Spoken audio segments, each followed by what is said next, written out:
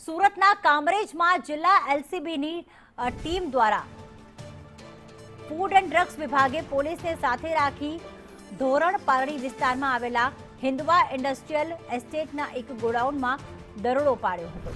આ કામગીરી દરમિયાન અંકિત રાકેશ મોદી નામના શખ્સ દ્વારા બહારથી લોક મારેલા ગોડાઉનમાં ગેરકાયદેસર રીતે તૈયાર કરાતો શંકાસ્પદ ઘીનો વિશાળ જથ્થો મળી આવ્યો છે।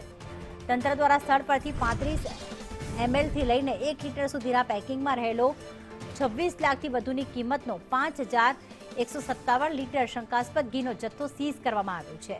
આ ઉપરાંત 3.63 લાખથી વધુની કિંમતનું પામોલિન અને સોયાબીન ઓઇલ પણ જપ્ત કરાયું છે।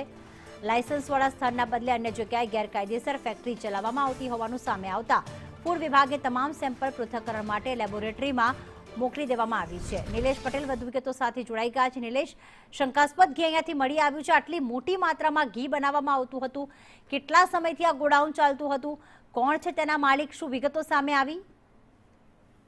જી પ્રીતિ, ફરી એકવાર અસલીના નામે નકલીનો ખેલ બહાર આવ્યો છે।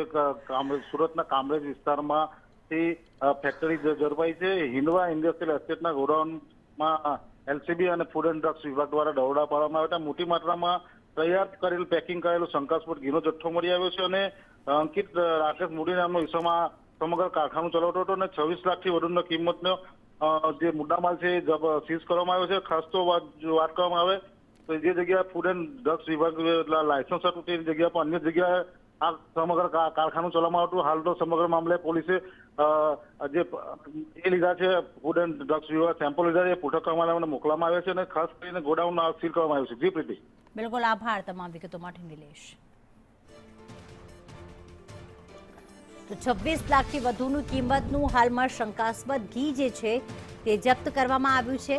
સુરતના કામરેજમાં ફૂડ એન્ડ ડ્રગ્સ વિભાગ દ્વારા આ ગોડાઉન જે લોક કરેલું હતું તેનું લોક ખોલી અને અંદર દરોડા પાડવામાં આવ્યા હતા, જેમાં અલગ અલગ પેકિંગમાં ઘી મૂકવામાં આવ્યું હતું। હવે આ ઘી જે છે તે કેટલા સમયથી બનાવવામાં આવતું હતું, ક્યાં ક્યાં તેનો સપ્લાય કરવામાં આવતો હતો તે અંગે હવે તપાસ હાથ ધરવામાં આવશે।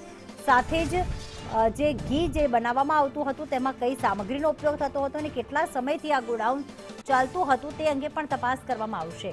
આ વિડીયોમાં જોઈ શકાય છે કે અલગ અલગ પેકિંગમાં ઘી બનેલા છે અને 26 લાખનું લગભગ 5157 લીટર જેટલું ઘી જપ્ત કરવામાં આવ્યું।